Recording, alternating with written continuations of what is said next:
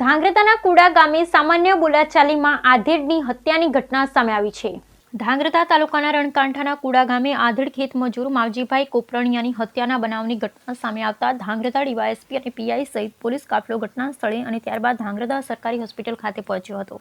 બનાવ હકીકત મુજબ ખેતમજૂરી કરતા માવજીભાઈ અને તેમના દીકરા નાગરભાઈ કોપરણિયા કુડા ગામના અર્જુનભાઈ કોળીની વાડીમાં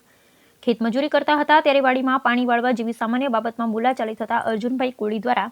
પ્રથમ નાગરભાઈને માર મારતા તેમને છોડાવવા પિતા માવજીભાઈ પડતા અર્જુનભાઈ દ્વારા લોખંડની ધણથી માવજીભાઈને મારતા તેમનું મોત નીપજ્યું હોવાની તેમના દીકરા નાગરભાઈ દ્વારા ફરિયાદ નોંધવામાં આવી છે। હાલ આરોપી તત્કાલ ઝડપી લઈ તપાસ ચલાવી રહી છે। Bureau report Hitesh Rajpara. ગઈકાલે ધાંગધ્રા તાલુકા પોલીસ સ્ટેશનની હદમાં આવેલ નિમકનગર ઓપીના કુડા ગામની અંદર એક ખૂનનો બનાવ બનવા પામેલ, જે ગુનાના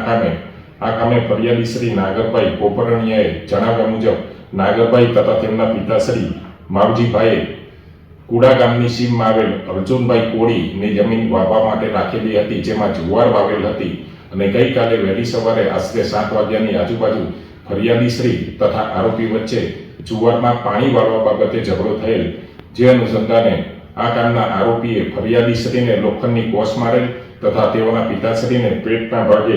લોખંડનું ધણ મારેલ, જેથી સ્થળ ઉપર જ ફરિયાદી શ્રીના પિતાનું મૃત્યુ નીપજેલ અને તેઓને સારવાર અર્થે સિવિલ હોસ્પિટલ ધાંગધ્રા ખાતે લાવતા ડોક્ટરશ્રીએ તેઓને મૃત જાહેર કરેલ। આ કામના આરોપી અર્જુનભાઈ ગુનો કર્યા બાદ ભાગી ગયેલ હતા અને ટૂંક જ સમયગાળાની અંદર આ કામના આરોપીને પોલીસ દ્વારા રાઉન્ડ અપ કરવામાં આવેલ છે અને આગળની તપાસ ધાંગધ્રા તાલુકા પોલીસ સ્ટેશન ચલાવી રહેલ છે।